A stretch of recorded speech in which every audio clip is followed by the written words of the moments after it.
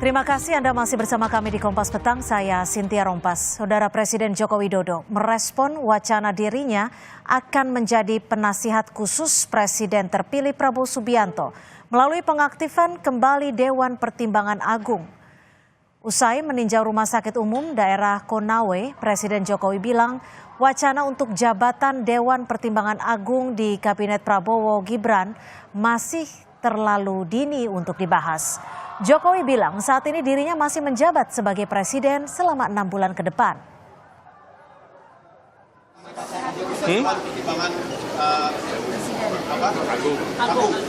Ini saya itu masih jadi presiden sampai masih 6 bulan lagi loh.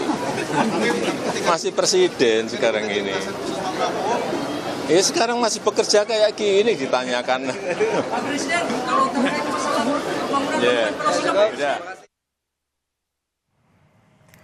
Politisi PKB Daniel Johan menilai wacana Dewan Pertimbangan Agung yang disiapkan untuk Jokowi usai pensiun perlu dipertimbangkan karena selain harus mengubah undang-undang, penambahan institusi harus mempersiapkan anggaran baru.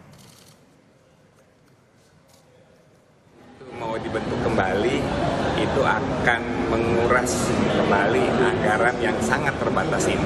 Sementara begitu banyak program penting yang harus diwujudkan. Itu yang pertama. Yang kedua, Dewan Pertimbangan Agung pada masa pemerintahan Pak Harto setelah itu dihapus karena pertimbangan tidak efektif. Nah, lalu pada zaman Pak Jokowi dibentuklah One Team Press.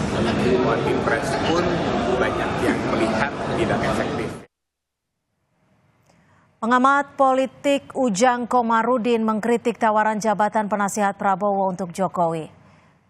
Ujang bilang konsep Dewan Pertimbangan Presiden adalah konsep masa Orde Baru dan sudah dihapus di era reformasi. Ujang menilai pembentukan Dewan Pertimbangan Agung harus dikaji efektivitasnya karena dari struktur ketatanegaraan harus merevisi undang-undang. Itu Dewan Pertimbangan Agung itu adalah struktur ketatanegaraan di masa Orde Baru dan itu hilang ketika masa reformasi. Masa iya dikembalikan lagi gitu ya di masa reformasi ini kepada struktur ketatanegaraan di masa Orde Baru dulu. Bukankah itu kembali gitu? Ya mungkin niatnya baik, mungkin niatnya bagus. Pak Bambang Susatyo ingin mengakomodir Pak Jokowi ya sebagai ketua Dewan Pertimbangan Agung, artinya sebagai penasehat presiden di situ. Soal wacana tawaran jabatan untuk Joko Widodo sebagai penasihat khusus Presiden terpilih Prabowo, kita bahas bersama sejumlah narasumber. Sudah ada Wasekjen Partai Amanat Nasional, Saleh Daulay, politisi PDI Perjuangan Deddy Sitorus, dan pengamat politik BRIN Siti Zuro. Selamat sore Bang Deddy, Pak Saleh, dan Ibu Siti. Terima kasih sudah bergabung bersama kami di Kompas Petang. Selamat sore, Mbak Siti, Bung Saleh. Saya ke Pak Saleh dulu. Pak Saleh, ini wacananya muncul tawaran jabatan untuk Pak Jokowi sebagai penasihat khusus untuk presiden terpilih. Sebenarnya seperti apa wacana ini kalau ada di kalangan Koalisi Indonesia Maju? Sudah sejauh Jadi sebetulnya ya inti daripada tawaran ini menurut saya adalah bagaimana agar Pak Jokowi setelah nanti purna tugas sebagai Presiden Republik Indonesia, pikiran-pikirannya kemudian kontribusinya bagi bangsa dan negara ini masih bisa dirasakan. Jadi karena itu harus ada saluran resmi yang mungkin bisa dijadikan sebagai sarana beliau untuk katakanlah mengurai pokok-pokok pikiran tersebut. Nah, salah satu mungkin yang jadi bahan pertimbangan sekarang ini adalah dengan membuka satu pintu yang baru yang namanya DPA atau pintu yang sebetulnya sudah ada zaman dulu ya, itu Dewan Pertimbangan Agung. Nah, masalahnya tadi memang kalau itu dibuka lagi tentu tidak mudah karena memang harus ada revisi-revisi terkait dengan aturan perundang-undangan kita yang berkenaan dengan hal ini. Itu satu. Kemudian yang kedua, bisa jadi memang pikiran-pikiran seperti ini itu dibuat bukan hanya atas dasar pikiran pribadinya Pak Prabowo sendiri, tetapi juga mungkin sudah mendengar ada masukan-masukan dari pihak-pihak lain yang memang melihat bahwa Pak Prabowo ini harus betul-betul didekatkan Mhm. pokok pikirannya dengan Pak Jokowi dalam rangka melanjutkan estafet pembangunan yang sudah berhasil dan dicapai hari ini. Sebab ide dan gagasan Oke. yang ditawarkan oleh Pak Prabowo ketika Pilpres kemarin itu adalah melanjutkan apa yang sudah ada saat ini dan juga melengkapi apa-apa yang perlu dilengkapi sehingga gagasan dan pembangunan yang sudah dirancang oleh Pak Jokowi selama 10 tahun terakhir ini bisa berkelanjutan dan memberikan dampak dan manfaat yang luas bagi kepentingan masyarakat kita. Oke. Jadi ini yang saya kira menjadi Ide awalnya ya.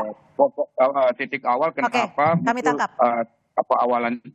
usulan seperti ini. Oke, saya ke Bu Siti. Bu Siti, bagaimana Anda membaca wacana ini? Apakah ini bagian menjadi balas jasa Prabowo atau sekedar ketergantungan dari Prabowo Subianto ke Pak Jokowi? Ya, mungkin pertanyaan mendasarnya adalah apa urgensinya, apa relevansinya, dan apa signifikansinya mengusulkan gitu ya Pak Jokowi untuk duduk di Dewan Pertimbangan Agung. Ini kan institusi negara, jadi kelembagaan baru nanti artinya. Lah tentu ini harus dikaitkan dengan ketatanegaraan kita. Pak Jokowi ini saat ini sudah duduk di RI 1, top ya, top kekuasaan tertinggi sudah.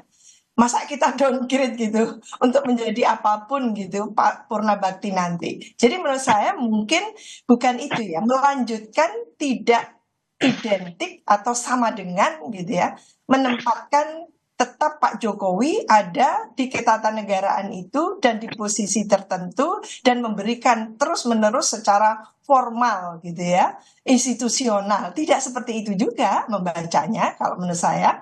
Jadi tentu ini akan menjadi satu presiden yang tidak positif karena pemilu nanti lalu juga akan terjadi perubahan-perubahan institusi yang terkait dengan ketatanegaraan kita. Karena apa? Sebetulnya birokrasi kita ini sudah sangat gembung gitu ya, sangat gemuk. Sementara ada obsesi yang luar biasa bahwa negara bangsa ini harus memiliki gitu ya birokrasi yang kelasnya itu dunia gitu kan. Kalau berkelas dunia artinya apa? Kaya fungsi gitu ya, bukan kaya struktur. Jadi miskin struktur tapi kaya fungsi. Ini yang kita harapkan ke depan. Tentu dengan posisi Pak Jokowi tadi kan sudah diulang-ulang oleh Pak Jokowi. Ya. Saya ini masih presiden, 6 bulan ke depan masih presiden. Jadi yang gopoh-gopoh ini siapa sebetulnya? Yang sibuk sendiri ini siapa? Sementara Pak Jokowi juga merasa dirinya masih menjalankan tugas yang sangat besar saat ini sebagai RI 1. Gitu. Lalu menurut Anda wacana ini muncul atas dasar apa, Bu Siti? Ya tentu ya penghargaan kepada Pak Jokowi gitu ya. Jadi orang Indonesia itu punya ewo pekewo, punya tata krama gitu ya, punya keinginan untuk bagaimana orang yang dianggap itu sosok yang dianggap mungkin sudah sangat berjasa dan sebagainya tetap harus ada dan mendampingi, mengawal seperti itu, physically konkret kan gitu. Padahal tidak harus seperti itu. Ini mengelola negara soalnya. Ini mengelola negara, ada ketatanegaraan kita yang tentu harus dipatuhi dan ditaati gitu ya, untuk secara konsisten dilaksanakan. Karena kalau tidak nanti menjadi presiden yang tidak positif ke depan, bahwa setiap pemilu kita akan mengubah-ubah, akan katakan gitu ya, menata kembali apapun. Padahal ini kesinambungan saja sebenarnya. Baik, saya ke Bang Deddy. Bang Deddy, kalau menurut Anda membacanya seperti apa nih? Wacana jabatan khusus sebagai penasihat khusus Presiden terpilih. Ya, saya tadi memang sama ya dengan Bu Zuhro ya, urgensinya apa. Tapi ada dua hal. Kita harus memahami kondisi psikologis Pak Prabowo ini sebagai kondisi orang yang merasa berutang budi. Ya, beliau sedang tersandra. Ada pepatah Cina kuno mengatakan ketika Anda menerima kebaikan orang lain, Anda akan kehilangan kemerdekaan. Nah inilah yang hari-hari ini kita lihat sekarang Pak Prabowo sibuk mikirin, gua balas budinya ke Pak Jokowi gimana ya? Sehingga muncullah ide membuat tempat yang namanya DPA, yang sudah kita hapus dari Undang-Undang Dasar melalui perubahan keempat. Ya. Ya, jadi ini kan itu tadi psikologi tersandra, utang budi, saya nggak sibuk mikirin itu. Lalu yang kedua, psikologi tersandranya ini utang budi, muncul lagi wacana kabinet sampai 40 kursi. Ini problem, ya, masalah orang yang merasa berutang budi sehingga harus mengembalikan kebaikan orang dan pada akhirnya kehilangan kemerdekaan, setback. Nah, yang kedua, ini koalisi Indonesia Maju harusnya ganti nama jadi koalisi Indonesia Mundur atau koalisi Indonesia Muter-Muter. Karena apa? Yang namanya DPA itu adalah masa lalu kita, koreksi kita terhadap kelembagaan yang tidak efektif pada pemerintahan Orde Baru. Sekarang kita mau balik lagi, malah mau mengubah undang-undang dasar tuh dengan mengembalikan DPA. Besok kejutan apa lagi yang akan kita dapat? Apakah mau ada Pangkom Katib lagi, mau dwi fungsi ABRI lagi, mau bredel-membredel lagi? Ini apakah ada romantisme masa lalu di Pak Prabowo sehingga ingin mengembalikan simbol-simbol Orde Baru ini kembali lagi ke ruang publik? Nah, dua hal itu kalau menurut saya. Pertama ada problem hutang budi balas jasa, ya. Dan yang kedua bisa jadi ada romantisme masa lalu karena saya tidak melihat urgensinya untuk masa depan. Baik. Nggak ada tuh.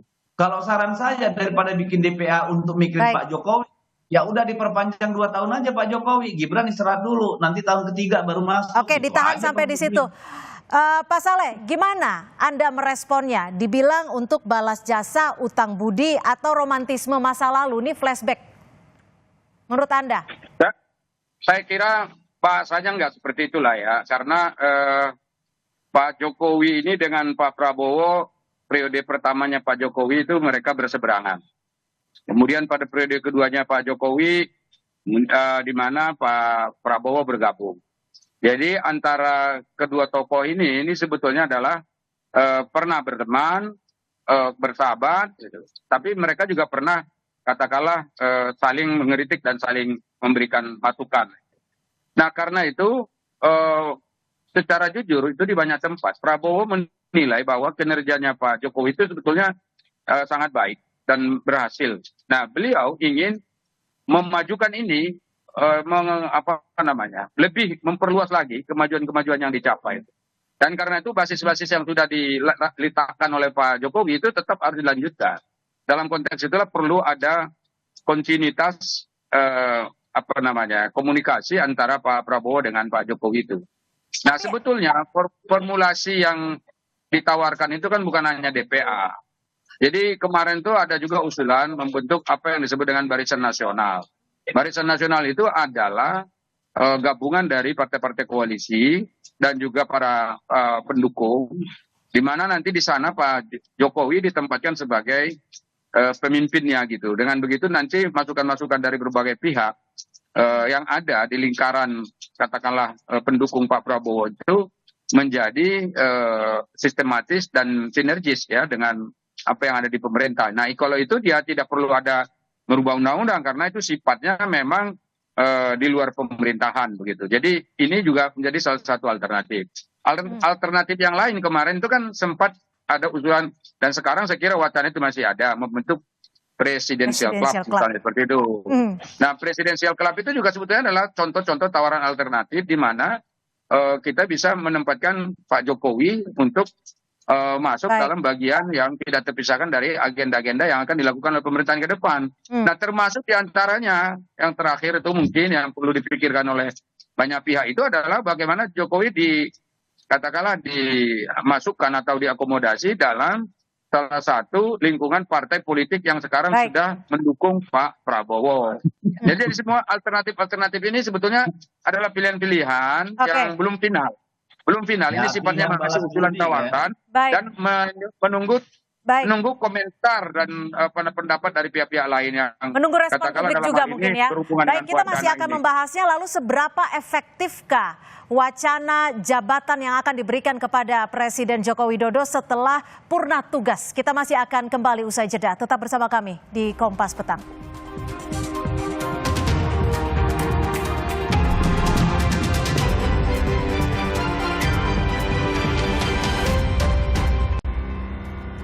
Wacana jabatan Presiden Jokowi usai purna tugas sebagai penasihat khusus Presiden terpilih Prabowo Subianto. Masih kita bahas. Saya ke Bang Deddy. Bang Deddy, tadi sepertinya sudah banyak yang ingin Anda sampaikan. Menurut Anda, terkait dengan wacana ini, Anda melihatnya Prabowo ketergantungan untuk mendapatkan masukan atau insight dari Jokowi atau seperti apa? Saya udah bilang tadi, psikologinya Pak Prabowo ini sekarang adalah, ya ini kan payback time gitu loh. Bagaimana mengembalikan jasa baik yang sudah diberikan Presiden Jokowi sehingga beliau bisa menang mudah, menang mutlak. Itu kan masalah psikologinya gitu loh. Jadi sehari-hari ini tentu akan pusing Pak Prabowo bagaimana naruh Pak Jokowi dalam situasi yang terhormat. Dan saya tidak percaya ini cuma usulan, nggak mungkin seorang Pak Prabowo melemparkan usulan tanpa diskusi yang mendalam. Ini kan testing the water gitu loh. Dan saya tadi mendengar jawaban Pak Jokowi, dia juga tidak nolak gitu. Dan saya setuju dengan apa yang dikatakan oleh Bu Siti. Pak Jokowi itu sudah primus inter pares. Undang-undang konstitusi kita sudah memberikan beliau 10 tahun untuk melakukan apapun yang terbaik yang bisa beliau lakukan. Rakyat sudah memberikan kesempatan. Kalau sekarang Pak Prabowo tidak menganggap bahwa dia sendiri tidak punya cukup kemampuan untuk menjalankan lebih cepat, lebih baik dari Pak Jokowi, sehingga Pak Jokowi harus ada secara formal terus dalam pemerintahan, ini kan kacau. Kalau menurut saya gitu. Jadi ini adalah gagasan-gagasan atau katakanlah kegaduhan yang dimunculkan untuk mentes psikologi publik bagaimana nih mengatasi masalah menempatkan Pak Jokowi gitu. Dan ada ini korelasinya dengan back mind Pak Prabowo. Karena misalnya tadi yang disebut itu apa namanya, contoh misalnya ada rencana barisan nasional atau apa. Ini kan kayak sekber Tapi kan tadi disebutkan juga untuk melanggengkan keberlanjutan program dari pemerintahan Jokowi sebelumnya agar bisa terkorelasi. Semua isu kampanye program yang disusun oleh Pak Prabowo itu logikanya kan lanjutan dari program yang disusun oleh Pak Jokowi. Ya. Pak Prabowo itu kan dari Pak Jokowi. Lalu kenapa tiba-tiba Pak Prabowo merasa tidak percaya diri kalau Pak Jokowi tidak ditempatkan pada satu lembaga formal, maka beliau akan kesulitan meneruskan apa yang sudah dibangun Pak Jokowi, atau dia tidak merasa percaya diri, program-program itu tidak akan terlaksana tanpa Pak Jokowi. Kalau hanya minta masukan, Mbak, anytime Pak Prabowo bisa menelpon Pak Jokowi. Bisa ngundang Pak Jokowi ngopi, ngeteh di depan istana, seperti yang sering dilakukan Pak Prabowo. That's not the problem. Oke, kami tangkap Bang Deddy. Saya ke Bu Siti. Bu Siti. Bentar, bagaimana menempatkan Pak Jokowi pada posisi formal pemerintahan? Saya nggak tahu apakah karena itu rasa tersandra Pak Prabowo atau memang keinginan Pak Jokowi juga karena beliau nggak bantah gitu loh.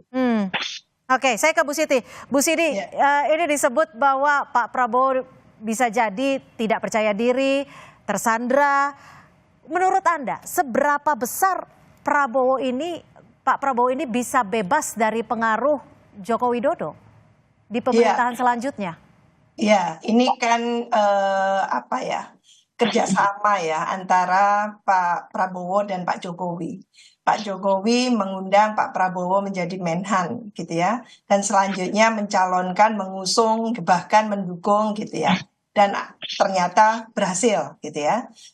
Tentu ini secara politik, dari perspektif politik kita bisa menerjemahkan sebagai satu hubungan gitu ya, relasi yang politically gitu ya, tentu ini politically simbiotik ya. Jadi kerjasama yang secara politik itu saling menguntungkan sebetulnya itu ya. Koalisi dibangun seperti itu.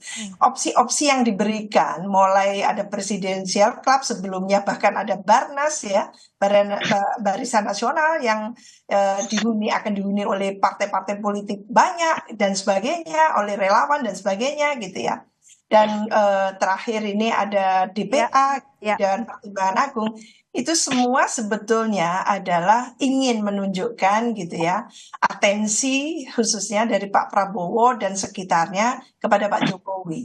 Sah-sah saja, cuman sejauh mana dampaknya ketika usulan-usulan itu berhimpitan atau menyentuh gitu ya ketatanegaraan kita. Itu masalahnya. Tapi Anda setuju tidak kalau dibilang ada ketergantungan dalam kaitan memberikan masukan, memberikan insight di pemerintahan yang baru? Karena dinilai Pak Prabowo tidak terpercaya diri atau tersandra. Anda setuju tidak? Saya kurang setuju.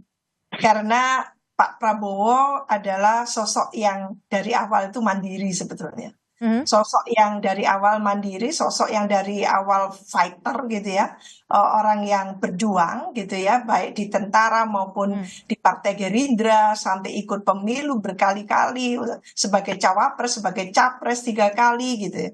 Jadi itu menunjukkan bahwa dia bukan tergantung gitu sebetulnya.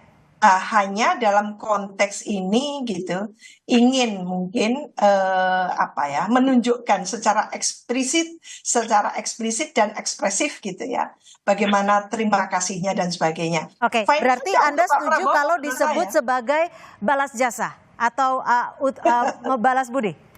Singkat. Ya, saya tidak ingin menegaskan sesuatu yang tegas ya.